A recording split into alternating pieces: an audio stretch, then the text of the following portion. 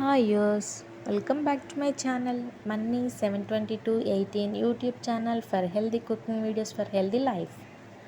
Manni 72218 YouTube shorts కూడా ఉన్నాయండి, చూడండి, సబ్స్క్రైబ్ చేసుకోండి, నచ్చితే లైక్ కొట్టండి. ఓకేనా? Welcome back to Manni 72218 cooking videos. Don't forget to like, comment and share, subscribe.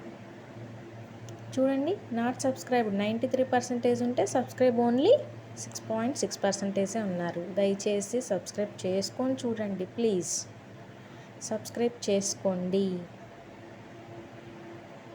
It's my request.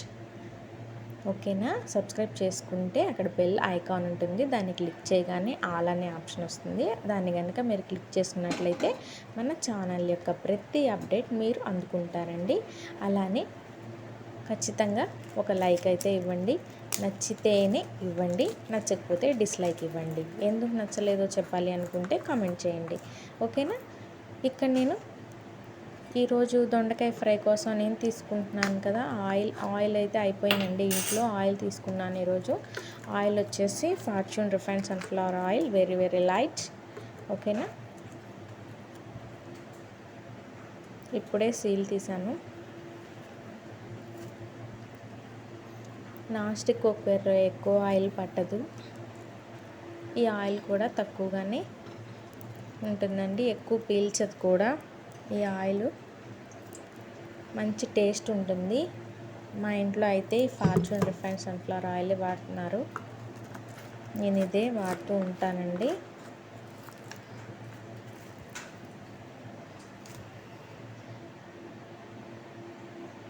ఓకేనా? ఆయిల్ అయితే వేసేసాను, ఆయిల్ వేడెక్కింది అండి. ఇప్పుడైతే పోపు అయితే వేసుకుందాం. ఈ దొండకాయని ఇంగ్లీష్లో ఇవి గర్డ్ అని కూడా అంటారు.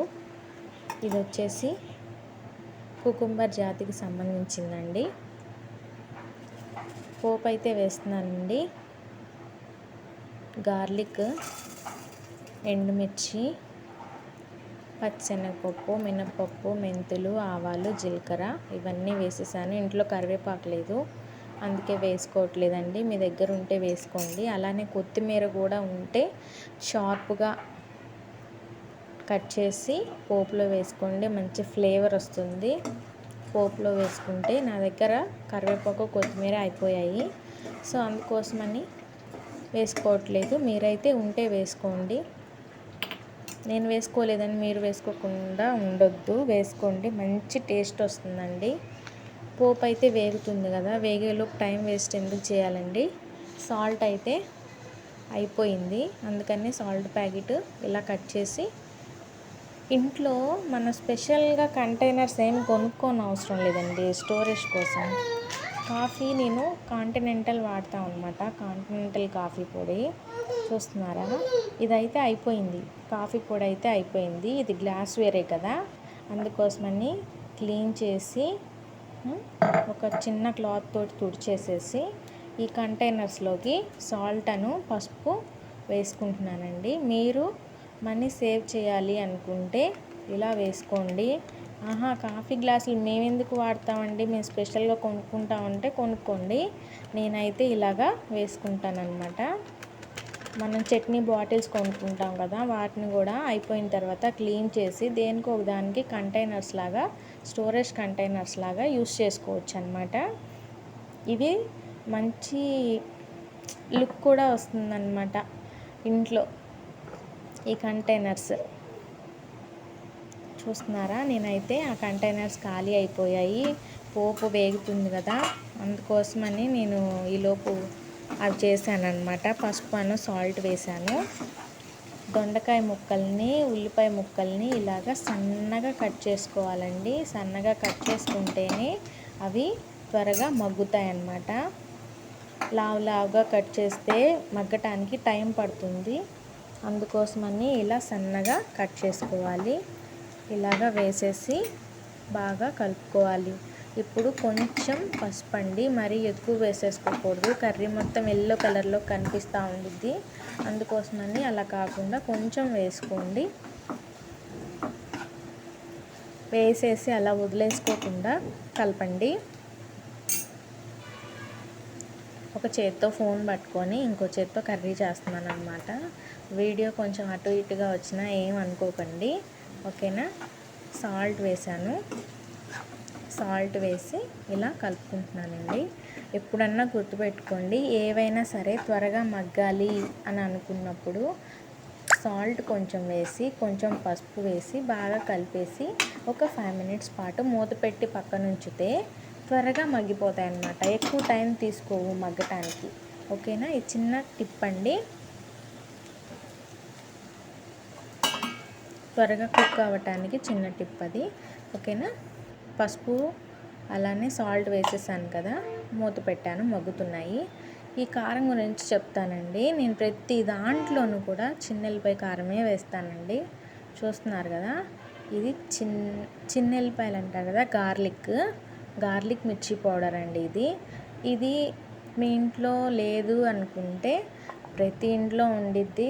లేదు అనుకున్న వాళ్ళ సంగతే చెప్తున్నాను.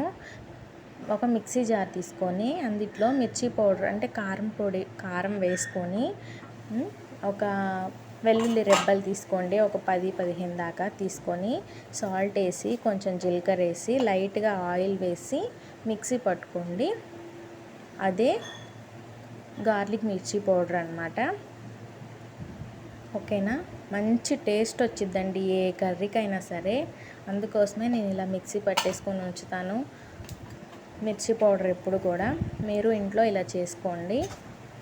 ఇలా 2 టేబుల్ స్పూన్స్ దాకా వేసుకొని బాగా కలుపుకోవాలండి. ఆయిల్ ఎందుకు వేయమన్నారండి ఇందాక మిక్సీ పట్టేటప్పుడు కారంలో అంటే, మీరు మిక్సీ పట్టేటప్పుడు కారం అనేది పైకి లేకోకుండా ఉంటుందన్నమాట. అందుకోసమని నేను కొంచెం లైట్గా ఆయిల్ కూడా వేసుకొని మిక్సీ పట్టండి అని చెప్పాను, ఓకేనా. అలా మిక్సీ పట్టుకోండి. కారపొడి వచ్చేసి కారంని గార్లిక్ మిర్చి పౌడర్ అండి 2 టేబుల్ స్పూన్స్ వేసేసి బాగా కలిపేసేసాను. కలిపేసి మూత పెట్టాలండి. ఆ కారం అంతా ముక్కలకు పట్టేసి మగ్గాలి కదా, అందుకోసమని ఇలా పెట్టి, ఇంకా టైం వేస్ట్ చేయటం దేనికి, మగ్గుతుంది కదా అని నేను దేనికైనా సరే సర్వింగ్ అనేది ఇంపార్టెంట్ అండి. గార్నిష్ చేసి సర్వ్ చేసుకుంటే లుక్గా ఉండిద్ది, అట్రాక్టివ్గా ఉండిద్ది అనమాట, ఓకేనా. నేను ఆనియన్ తోటి ఇలా ఫ్లవర్ అయితే డిజైన్ చేశాను. వెజిటబుల్ క్యాటరింగ్ అంటారు కదా, అలాగా నేను డెకరేట్ చేశానండి. మగ్గెలోపు మూత తీసి చూస్తే ఇలా బాగా మగ్గిపోయింది అనమాట. నచ్చిందా అండి మీకు? నచ్చితే ఒక లైక్ అయితే కొట్టండి, మర్చిపోకుండా సబ్స్క్రైబ్ చేసుకోండి ప్లీజ్. అంతేనండి, వేడివేడిగా టేస్టీగా ఈజీగా దొండకాయ ఫ్రై అయితే నేను ప్రిపేర్ చేసేసాను, ఓకేనా, విత్ గార్నిష్. ఈ వీడియో మీకు నచ్చిందని అనుకుంటున్నానండి. తప్పకుండా ఒక లైక్ కొట్టండి, సబ్స్క్రైబ్ చేసుకోండి, షేర్ చేయండి, కామెంట్ చేయండి please. Thank you for watching. Please do like, subscribe and comment.